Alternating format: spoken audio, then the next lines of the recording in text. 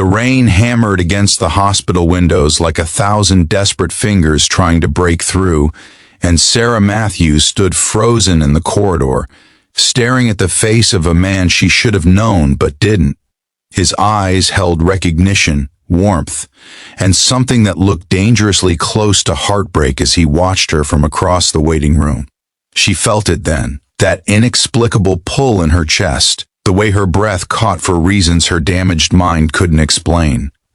The car accident 3 months ago had stolen her memories, but standing there, watching this stranger's eyes fill with unshed tears, Sarah felt her heart whisper a truth her brain had forgotten. This man meant everything. The doctors had warned her family that selective amnesia was unpredictable. She remembered her childhood, her parents, her college years, and her job as a pediatric nurse. But there was a gap, a 2-year void in her memory that included, as her sister Emily kept insisting, the most important relationship of her life. Sarah had looked through hundreds of photos of herself with this man named Daniel Chen, seen the evidence of their life together in the apartment they apparently shared, read the loving text messages on her recovered phone. But none of it sparked recognition. She was looking at a stranger who loved her, and the guilt of not remembering was drowning her slowly. Daniel had been patient in those first weeks after she woke from the coma. He visited daily, bringing her favorite coffee that she no longer remembered was her favorite, telling her stories about their life that felt like fiction. He spoke about the rainy Tuesday they met when she'd stumbled into his bookshop soaking wet, having given her umbrella to a homeless woman 3 blocks away. He described their first date at an Italian restaurant where she'd laughed so hard at his terrible jokes that she'd snorted wine through her nose. He recounted the night he proposed on the Brooklyn Bridge at sunset. How she'd cried and said yes before he'd even finished asking. Every story was told with such tender detail, such careful hope, but Sarah felt like she was hearing about someone else's life, someone else's love story. If you believe in the power of second chances, in love that refuses to give up even when the mind forgets, please hit that like button and subscribe to our channel. Share this story with someone who needs to believe that some connections run deeper than memory. Your support means everything, and it helps us bring you more stories that touch the soul. The neurologist, Dr. Patel, had explained that emotional memory sometimes existed independently of factual memory. The brain was mysterious that way, she'd said. Sometimes the heart remembered what the mind had lost. Sarah had dismissed it as poetic nonsense, the kind of thing doctors said to give false hope. But now, standing in this hospital corridor during her first day back at work, feeling her heart race at the sight of this man she didn't know, she wondered if maybe Dr. Patel had been right. Daniel was here because he'd brought in his nephew, who'd broken his arm at soccer practice. He hadn't known Sarah was returning to work today. The surprise on his face had quickly shifted to that look of careful hope she'd seen so many times before, the look that broke her heart because she couldn't give him what he wanted. She'd told him 2 weeks ago that she needed space, that his presence was making her feel pressured and guilty. He'd agreed without argument, his face crumbling but his voice steady as he promised to give her whatever she needed. She hadn't seen him since, and the relief she'd expected to feel had never come. Instead, there was just an aching emptiness she couldn't explain. Now he was here, and her body was reacting in ways her mind couldn't justify. Her palms were sweating, her heart was pounding. She felt drawn to him like gravity, like something fundamental and undeniable. When his nephew was discharged and Daniel prepared to leave, he walked past her in the corridor. He didn't stop, didn't speak, just gave her a small, sad smile that somehow felt like a goodbye. And that's when something inside Sarah cracked wide open. She found herself following him to the parking lot, her feet moving before her brain could authorize it. The rain had softened to a drizzle, and Daniel was helping his nephew into his car when Sarah called out his name. He turned, surprise and wariness mixing on his handsome features. His nephew, a boy of about 10 with Daniel's same warm brown eyes, looked between them with obvious curiosity. Sarah didn't know what she was going to say until the words tumbled out. "Tell me again, about the first time we met, please." Daniel studied her face for a long moment, and she could see him weighing whether this was wise, whether reopening these wounds would hurt more than heal. Finally, he nodded to his nephew to wait in the car and turned to face Sarah fully. The parking lot felt like its own small world, insulated from everything else. "It was raining harder than this," he began, his voice soft but clear.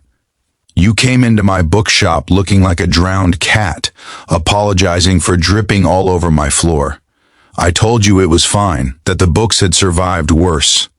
You laughed and said you doubted that, and then you noticed I was reading The Little Prince during a slow afternoon.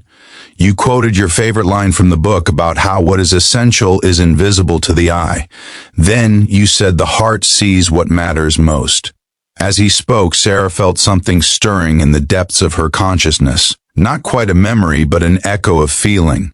A sense of rightness, of belonging. She wrapped her arms around herself against the cold drizzle and nodded for him to continue. "You stayed for 3 hours that day," Daniel went on, his eyes growing distant with remembering. "We talked about books and music and all the places we wanted to travel. When you finally had to leave for your shift at the hospital, I realized I hadn't gotten your number. I thought I'd lost you before I'd even found you, but you came back the next day. You said you'd been thinking about our conversation, about something I'd said about how the right person feels like coming home. You told me you'd felt that, talking to me in my bookshop in the rain." Sarah's eyes were filling with tears now, though she didn't fully understand why. Her heart was aching with something that felt like recognition. Like a key turning in a lock she didn't know existed. "I don't remember any of that," she whispered. "But Daniel, I feel something when you talk. I feel something when I look at you. It terrifies me because I don't understand it." Daniel stepped closer, careful not to crowd her, but close enough that she could see the gold flecks in his brown eyes. "That's your heart remembering what your mind forgot," he said gently. "Sarah, I'm not asking you to remember me. I'm not asking you to be the person you were before the accident. I just want the chance to help you discover if what we had is something worth building again. No pressure, no expectations, just the possibility that maybe, just maybe, some connections are too deep to be erased by trauma." The rain picked up again, soaking through their clothes, but neither of them moved. Sarah felt like she was standing at a crossroads, with one path leading back to the safe, known world where she didn't have to risk feeling things she couldn't explain, and another path leading toward this man who looked at her like she hung the moon, who had waited patiently while she'd pushed him away, who was offering her a second chance at a first beginning. "I can't promise anything," Sarah said finally, her voice breaking. "I can't promise I'll remember. I can't promise I'll feel the same way I apparently did before." "I'm not asking for promises," Daniel replied, and the gentleness in his voice nearly undid her. "I'm just asking for a chance. Let me take you to coffee. Let me show you the bookshop. Let me help you see why we fell in love once, and maybe, if we're lucky, it could happen again. Not because you remember the old story, but because we're brave enough to write a new one." Sarah found herself nodding before she'd consciously decided to say yes. And then, driven by instinct rather than memory, she stepped forward and let Daniel wrap his arms around her. The embrace felt like puzzle pieces sliding into place, like an answer to a question she'd been asking without words. She didn't remember him, not in any concrete way. But held in his arms in that rainy parking lot, Sarah felt her heart recognize its home. Over the following weeks, Daniel kept his word. They started fresh, like two people meeting for the first time, except Sarah's heart kept leaping ahead of her brain, feeling things before she could logically explain them. Coffee dates turned into dinners, dinners turned into walks through the city. Daniel showed her his bookshop, and even though she didn't remember being there before, something about the smell of old books and brewing coffee felt profoundly right. He introduced her to his family again, and his mother cried happy tears while insisting she didn't have to remember to be welcomed. He was patient with her questions, honest about their past struggles as well as their joys, and he never pressured her for more than she was ready to give. If this story has touched your heart, if you believe that love can survive even the forgetting, please share this video with someone who needs hope today. Leave a comment telling us about a time when your heart knew something your mind couldn't explain. Your stories inspire us to keep sharing these moments that remind us what it means to be human. 3 months after that rainy day in the parking lot, Sarah woke up in her apartment and found herself reaching for her phone. She scrolled to Daniel's name and stared at it for a long moment. She still didn't remember their first life together, the 2 years that the accident had stolen. The memories remained locked away, possibly forever. But lying there in the morning light, Sarah realized something crucial. She didn't need those memories anymore.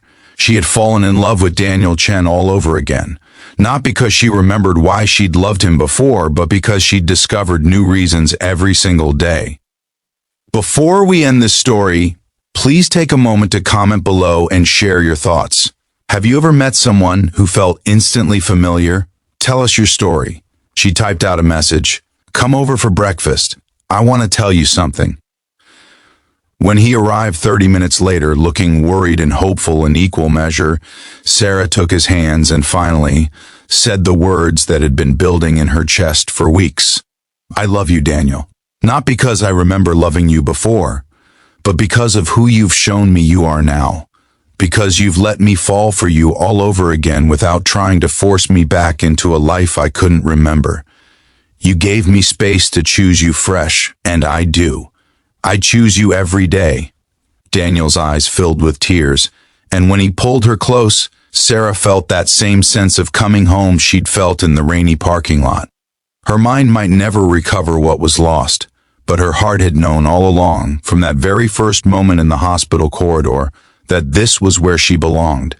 She hadn't recognized him with her eyes or her memory, but her heart had never forgotten.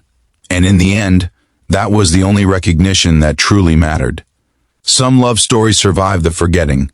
Some connections run deeper than memory, written not in the mind but in the very fabric of the soul. Sarah and Daniel's second beginning became its own beautiful story, proof that the heart keeps its own records, that true love leaves an imprint nothing can erase. She didn't recognize him until her heart did, and that recognition was enough to build a lifetime on.